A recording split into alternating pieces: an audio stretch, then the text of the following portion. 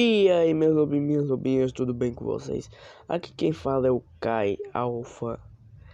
E quanto tempo que eu não trago vídeo aqui pro canal, né? Eu vim dar uns avisos pra vocês porque eu fui o carro chatáfero, né? Passando na minha.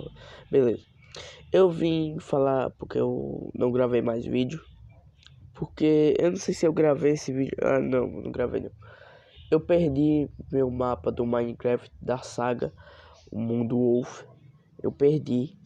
Então eu fui trocar de versão para ficar melhor para vocês. Pra mim até, né? Porque fica com mais coisas e tal. Porque essas versões antigas não tem muita coisa. E também não dá pra lá nadar no mar, né? Essas coisas. Beleza. Perdi o meu mundo. Fui tentar achar ele de novo na mesma versão, só que eu não achei. Deletou, né? Meu mundo. Aí por isso que eu parei de postar o vídeo, porque eu tava tentando fazer mais coisa, só que eu não sei se vocês iam gostar de eu recomeçar a série, entendeu?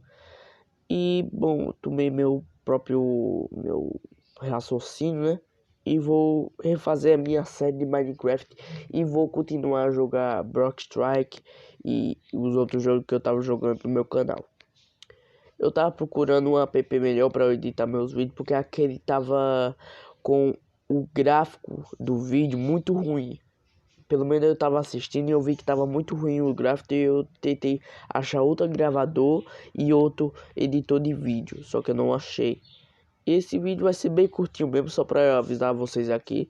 Eu vou tentar melhorar a minha gravação, minhas coisas. Vou pegar uma skin melhor para mim. Essa daqui acho que tá até boa, né? Cabelo azul e tal. Chamar o Felipe Neto, mas beleza. Esse mundo é só pra eu ficar construindo meu um mundo privado meu, né? Que eu tenho minha casinha.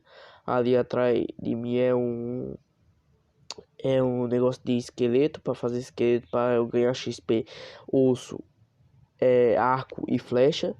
Lá em cima é de vaca para eu pegar carne, beleza?